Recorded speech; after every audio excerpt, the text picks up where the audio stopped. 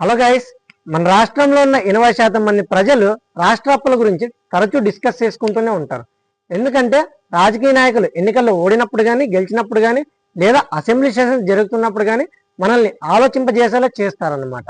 So అలాగే సందర్భానుసారం మన పక్క రాష్ట్ర అప్పుల గురించి కూడా డిస్కస్ చేసుకుంటుంటాం. అయితే మన భారతదేశ అప్పులు ఎంతమందికి తెలుసు? సో ఈ వీడియోలో మన భారతదేశ అప్పుల గురించి డిస్కస్ చేసుకుందాం. భారతదేశం మొత్తం మీద 212 లక్షల కోట్ల అప్పు ఉంది. ఇది మన జీడిపిలో 56.1% సమానం.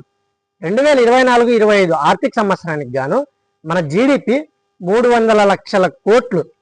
అయితే మనకు విదేశీ అప్పులు జీడిపిలో 60% ఉన్నాయన్నమాట.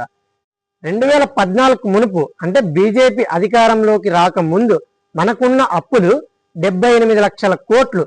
2014 నుంచి అంటే బీజేపీ అధికారంలోకి వచ్చిన తర్వాత 2025 వరకు మనం చేసిండే అప్పు 130 లక్షల కోట్లు. ఇలా చూసుకుంటే భారతదేశంలో ఉన్న ప్రతి మనిషికి సగటున 1,44,000 నుంచి 1,48,000 అప్పు ఉన్నట్టు అనమాట. సో ఇది guys, thank you for watching. Don't forget subscribe.